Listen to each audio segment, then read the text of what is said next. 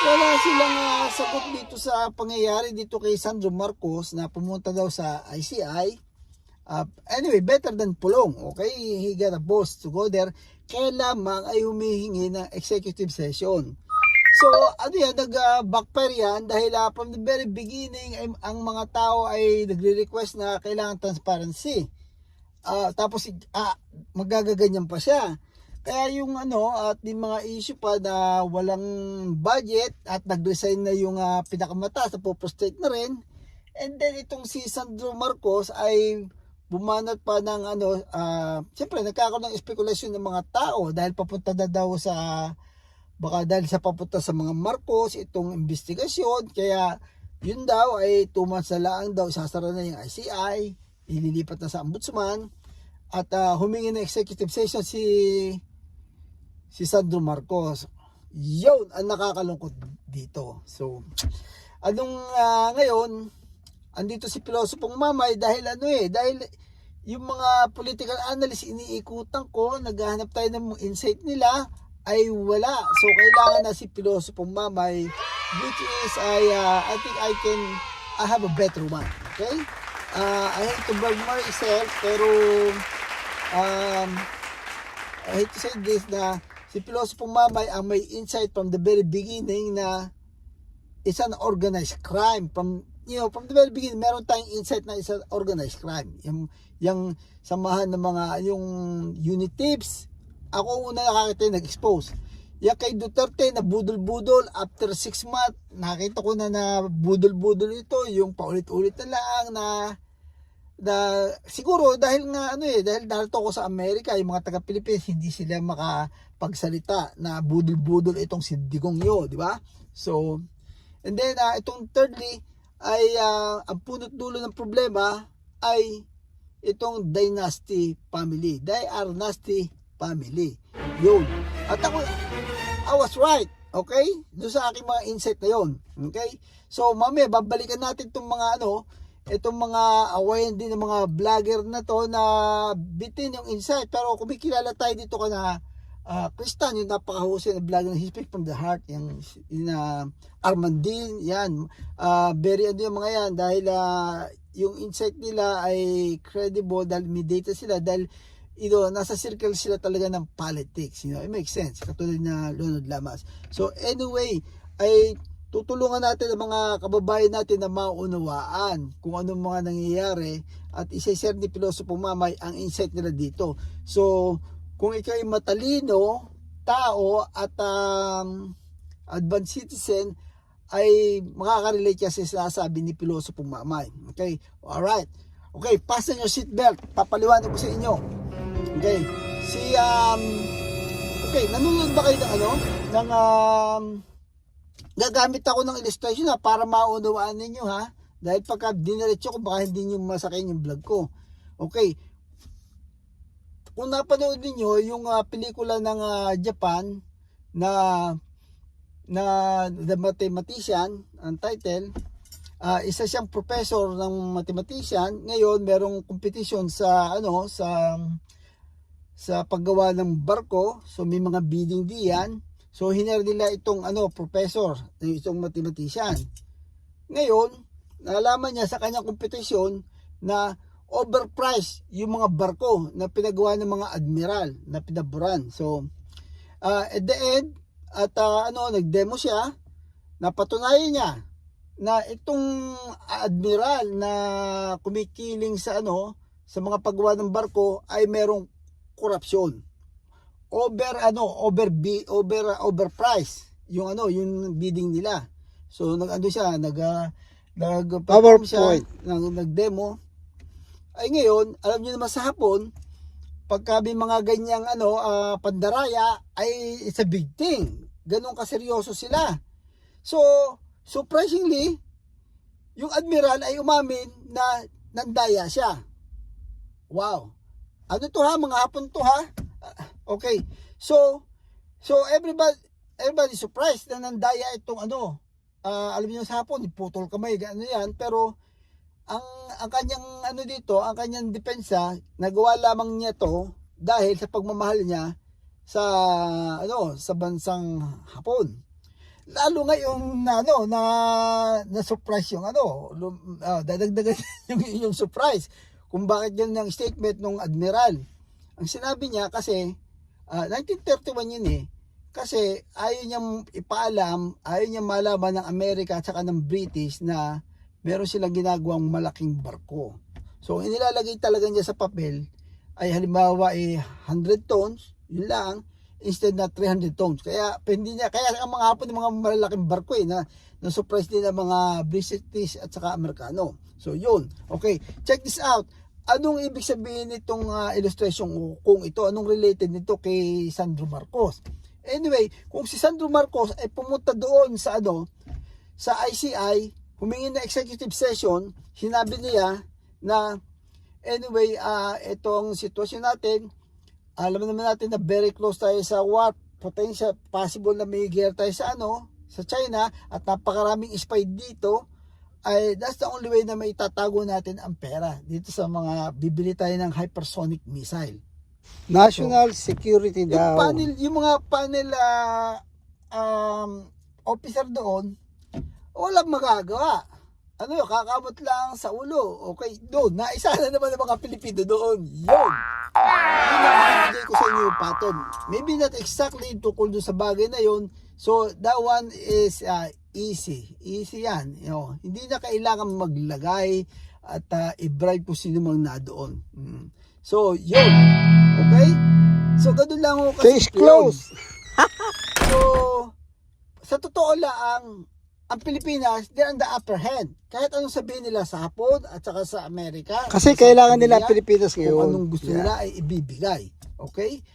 Meron tayong mga previous vlog nung araw na sinasabi ko na itong Sierra Madre na barko, pwede nila palitan to ng Kitty Hawk. Yung Kitty Hawk pinamimigay na dahil salvage na carrier yon, mas malaki. Pwede yun ng ibalandra diyan sa sa West Philippine Sea. Kasi mas mahal doon yung i-dismantle yun So, sa bilang ng Pilipinas yun, no problem. We are in the upper hand sa mga Amerikano at saka sa dahil mas malaki ang interest nila pinoprotektahan kaysa sa atin. Dahil tayo may mga dugyot I'm sorry to say that dahil kaya tayo nagiging dugyot gawa ng ating mga bobong opisyales. At ito naman, banggitin ko rin to nung take advantage ko itong vlog na to, medyo naglaylo si Pilosopong Mamay ng pagbablog. At pag hindi ka na nagbablog, nawawala na yung mga mga subscriber mo. Tawag nga sa akin si tamad na vlogger. Si Isko Moreno ay we're depending Isko Moreno at medyo medyo na-disappoint din ako sa kanya for a while dahil pinakit niya sa entablado si Marcoleta, sina Sara, sina mga budot-budot, it's very annoying. Pero at the end, na-realize ko na tama si Armandin na yung politics is about number, adding number. Tama nga naman. Siyempre, kailangan mo rin ng adding number. Kaya yung politika ay madumi yan kahit bisa mga visit kailangan mo ring kaibiganin. Kaya lang ang medyo sablay dito si Leonard Lamas na mayroon siya mga nire-recommend ng mga vlogger na ito mga good one. So mali din yun. Nasisira ang unity ng mga oposisyon dahil etong sina Armandin, sina Model of Manila, si Enzo Recto ay napakahuhusay ng mga vlogger naman, magagandang insight na mga yan, hindi nabanggit. Mali yun. Hanga na sana ako kay Leonard Lamas kaya lang anyway, hanga pa rin naman ako sa kanya dahil compared doon sa mga si napakasipag nitong si Leonard Lamas, kaya subscribe tayo doon kung nasaan siya. Sinusundan ko nga yun Kaya lang ito sa puntong ito, meron akong mga insight na wala sila, kaya napilitan ako lumabas. Okay? Normally ay yung ibang mga kilala si Pilosopo Mamay, nagbablog daw lang yan pagka pinapagalitan ng asawa dahil ibablog niya si Robin Padilla para makaganti sa kay Robin Padilla. Yung frustration ni Pilosopo Mamay sa kanyang asawa dahil hindi kayang sumagot ay di ba vlog po si Robin Padilla at hihimay ko yung mga kabisita. Kasi may pakinabang dyan kay Robin Padilla. Sa introduction pa lang ni Robin Padilla, mabubisit ka na Gusto, ano pa siya, magpapaliwanag niya, gusto niya, tatagalogin na lang daw niya kaysa English. Kahit naman mag-English siya, English barok naman siya So, very annoying itong si Robin Padilla.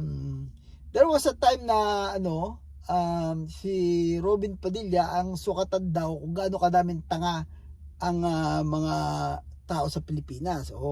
So yun ang una kaya naglipatan sa bako ng DDS, marami pa rin.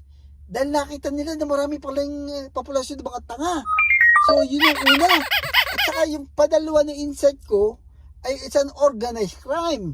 Maraming kaso yung mga yung lahat na nakapwesto doon, lahat ay corrupt. Kasi negosyo naman yung politika And I was right. Si Piloso Pangmamay is right. Yeah. Kaya lang tamad na vlogger nga. Pero meron akong almost 9,000 na subscriber at naging parang kapamilya na natin. At ayun nga lang, amimiss ko sila at hindi naman ako masyado nakakapag-vlog lately.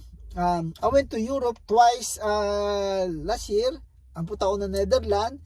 And I'm about to vlog. Nagawa ko na yung thumbnail andun ako para hindi sumuporta kay Digong andun ako para magbilang ng mga ulaga, yun ang title. Sayang na ito ko si Haruno ko ay talagang brutal ang interview makukuha niya sa akin. Paiiyakin natin yun, pero I'm peace loving at ayoko naman na gusto ko yung return na tayo, gusto na nag-enjoy na lang tayo nadaan na lang natin sa sa kung ano yung mga hinahanap mo na lang yung masasaya dahil ayaw mo na rin ma-stress di ba? Minsan maka-cross ka pa na ng mga visit pero ito hopefully it makes sense sa inyo yung paliwanag ko, yung tungkol doon sa kay Sandro Marcos na talagang hindi mapipigilan yung korupsyon. Yun ang message doon. Hindi mapipigilan. Hindi kayang pigilan yan. Napakagagaling ng mga advisor. Kung ako lang ang advisor, pero ako naman, ay gagamitin ko sa kabutihan. Kaya kong mag-advise ng limasin ang, kung paano limasin ang ng Pilipinas. Pero hindi ko hindi ko mapalagay yun. Anyway, salamat po sa sa nag-subscribe at tuloy natin yung pagsusubscribe do sa mga listahan ni Leonard Lamas, pero idagdag naman niyo ito si Mark Gamboa, si Enzo Recto, si pangalan nung si Armandin, itong si Atorde, ano man pangalan nun, yung kalbo. Yung sorry, nakalimutan ko. Toto Kausing! Yun! Fight na fight din yun. Kailangan isama din ninyo yun. At magagaling ang mga insight nila. Okay? At saka very yung energy na ibinibigay nila, yung time nila talagang very dedicated yung mga taong yan. Okay? Kaya lang ay special ang may pagka-IBA si Piloso Pangmamay. Yung insight ko ay yung kanila kasi masyado silang sok yung kumbaga sa kung andun lang sila doon sa circle na yun, nakatutok lang kung ano balita lang, doon lang susundan nila. Not unlike Piloso Pangmamay, ang insight ko ay yung surreal medyo malalim, hindi nyo maririnig sa regular na na vlogger na kung ano lang mag-pop out sa TV nila, susundan nila, i-elaborate nila. So ayoko mag-vlog ng regular lang. So anyway, salamat po sa mga nag-subscribe at kung ma-cross nyo si Piloso Pangmamay at huwag nyo ipapanalangin na ako malimit dahil pag ako'y malimit daw, sabi nung ay malimit daw ako hindi makapalag sa asawa ko. At mumurahin daw si Robin Padilla. Kaya basta nag-vlog yan, yan. galit niya kay na-cross niya si Robin Padilla. Talaga man nakakabwisit eh. Si Robin Padilla eh. At napakarami natin pwedeng i-subject. Kaya lang mas masarap pa yung ano eh. Mas masarap man magkape, badoon, mag-garden. Yun nga, pagka natanda na eh, nalapit na lang sa halaman, nakikinig na lang. Mahirap din mahirap din magbibida, magyayabang. Mahirap din. Anyway, okay, I'll see you with my next vlog. Okay? Alright. Peace out.